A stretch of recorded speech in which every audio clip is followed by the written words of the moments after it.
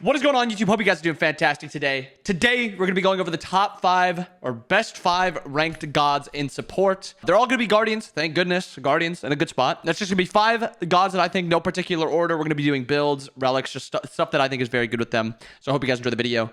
Let's go. Starting with the first one, not number 1, just the first one. We're going to be going Atlas. Atlas is a very good ranked god because he's just allowed to play the game very, very differently depending on what the enemy has, what your team has, how you need to play, how your team needs you to play. He's good at peeling.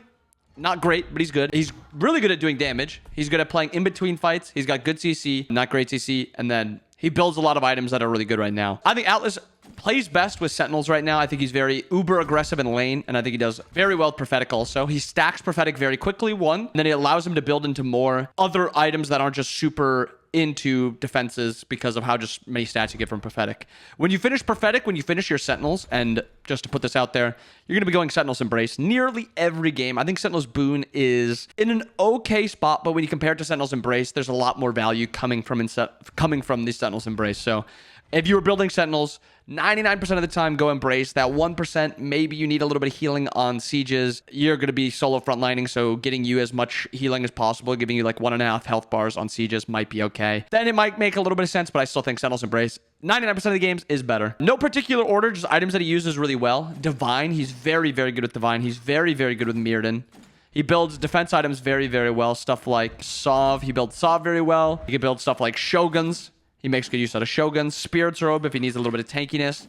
I think in a perfect world, when you're looking at a build from Atlas, a lot of the times being able to go into a damaging item like this, and then going into a Spirit's Robe here as your first 4 items, you're going to be sitting at... So this is without the 40 protections you're going to be getting from Sentinels Embrace also. So this will put you at... Or sorry, from Prophetic Cloak, and then probably about 20 from Sentinels. So you'll be at about 250 and then 210, something like that, with just 3 defense items. It allows you to just finish off your build a little bit of damage. You can go Divine, you can go Rod, Magus, Mirrodin, Dessa, whatever you want, kind of. Keep in mind, if you need Spectral, because they've got a Mercury and a Crit Hunter. If you need some magical defense, because they've got a magical ADC and a magical mid. Heartward always makes sense, but it's a very baseline build. Good stats, good damage. Something like this makes a lot of sense for Atlas. Atlas, very good in the meta. Atlas is one of the few gods that I still think Belt of Frenzy is good on. I think it's starting to get outclassed a lot of the time by Bracer, but being able to just walk to an objective with Atlas, ulting it, and then frenzying it, you just melt everything. So he's very good with Frenzy. He's very good with Bracer. He's good with Med. He's good with Shell. He can be okay with Sunder.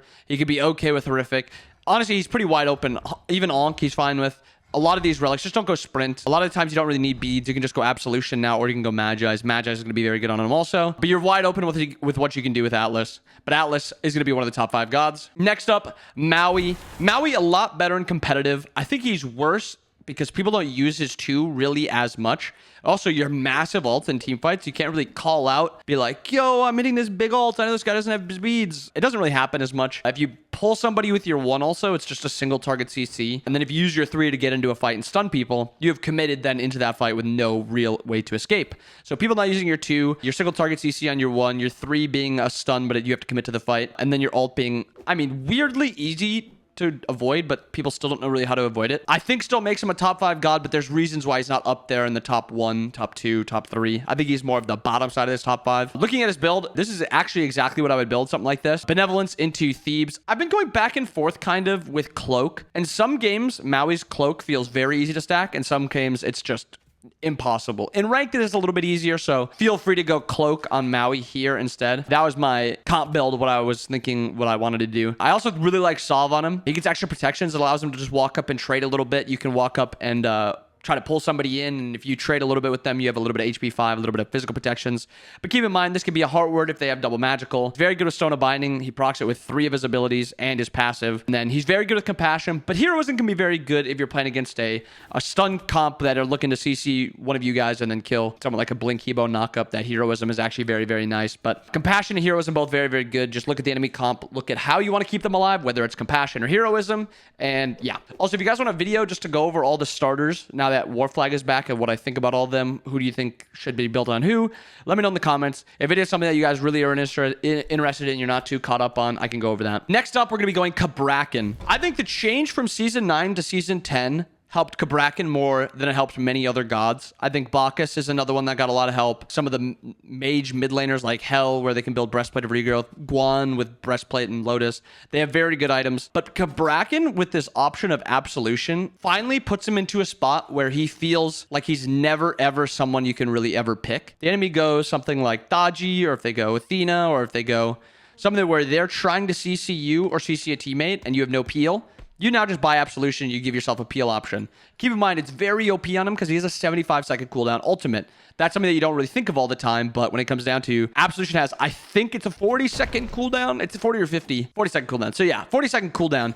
It's just going to be up every time. His ult will be on just about a 40-second cooldown when you get full cooldown on him. He's obviously a Sentinel's god. You are looking to dive. You don't want Compassion because you want Blink. That is just one somewhat problem, is he's Blink reliant, so we'll add this in here. I think he needs Blink a lot of games. Some games, maybe if you're playing a kill the frontline comp, he can be good without it. Maybe going into they have like a Sylvanas or a Hell. Not necessarily Hell because she plays a little bit farther back. So Sylvanas, Guan, something where you want to cage them and kill them. Like a Shell into an Ankh or a Bracer into an Ankh is going to be very, very valuable. But a lot of times you're looking to Blink onto the back line to start the fight. So Blink, very, very good. I think he stacks Prophetic pretty well. Your 3 range is really long. It's pretty easy to stack in fights. He also gets super tanky just from his 2. So even if you don't have a ton of stacks on Prophetic, you have stacks in your 2. And then I think building a little bit of defense on this character, or a little bit of damage on this character, is always going to be super effective. And I think think of Divine as like your best power item if you want to do damage 99% of the times. It's an extra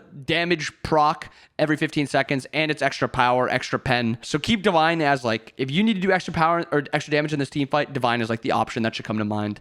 So we'll toss Divine in here now. It doesn't have to be built here, but it's always going to be good. Again, Sov is always going to be good. Heartward is always going to be good if you're playing into a double magical backline. Binding is probably one of his best items. It did get nerfed a little bit, so I don't think I'd ever rush this item anymore, but Sentinels Prophetic into Binding, or Sentinels Prophetic Divine into Binding, every single game it will feel fantastic. Feel free to build another damage item if you get super far ahead, because if you get to a point where you're Sentinels Prophetic, Divine, Binding, Spirit's Robe, you're going to be sitting at about 325 protections of each. You're allowed to go another magical damage or another damage item to then allow you to one-shot or nearly one-shot. Something like, you go something like Deso to try to one-shot the backline. You can go to E-Staff, which is a little bit harder to proc, so I don't think it's very great on him.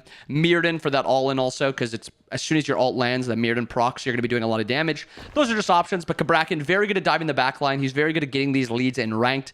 Kabrakan feels great. And a god I just mentioned, Bacchus, and for no reason other than he stacks Prophetic well, and he is one of the greatest regrowth users in the game right now. Binding also being a changed item feels very, very good on him. These 3 items on Bacchus, such a massive power spike. Almost the same as Kabrakan with, instead of regrowth going Divine.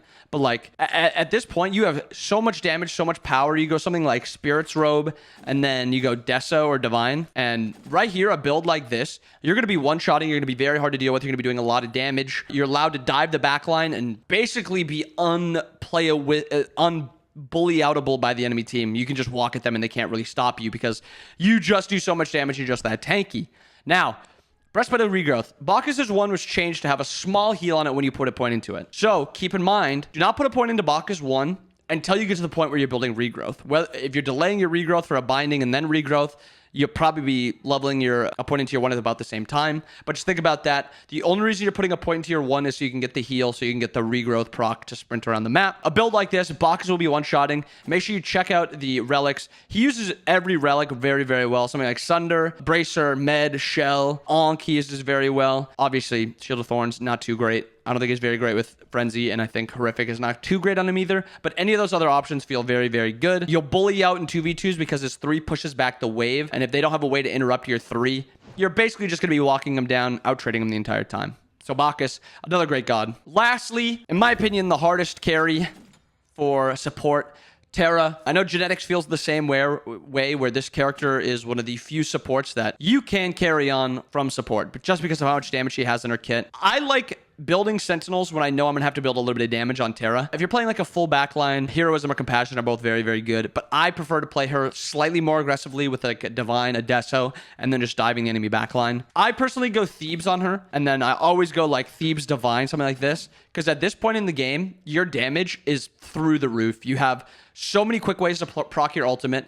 Even if you're just walking at them and ulting them and then hitting them with a couple abilities, you'll be doing about half health, maybe 2/3 health of every backliner on the enemy's team that you proc your ult on with your abilities. Do not underestimate Terra's damage. She's not great early game, but if you keep in mind, you are going to be hitting level 2 nearly immediately. So her pretty mediocre level 1, pretty mediocre level 2, she allows her to hit level 3 with as little fighting as possible. There's also not something you're fighting over. It's not like there's the old scepter. There's not camps that you're fighting over on the duo side of the map. The only thing you have to worry about is the 130 spawn of the shield camp, which usually you're going to be level 3 there anyway. So Terra feels fantastic right now. Honestly, something like this into a... We'll just do Spirit Robe just because this is such like a... Like this item can just be built just about anywhere. But items like this and then going like a binding, and you are a 1v5 machine, and if you get full build, you will be carrying team fights. That is it. Those are the 5 of the best ranked supports to play right now. Let me know if you guys think I missed anyone. I know I didn't touch on Yamoja, Ymir. I think they're just slightly better in comp than they are in ranked because they're more team reliant.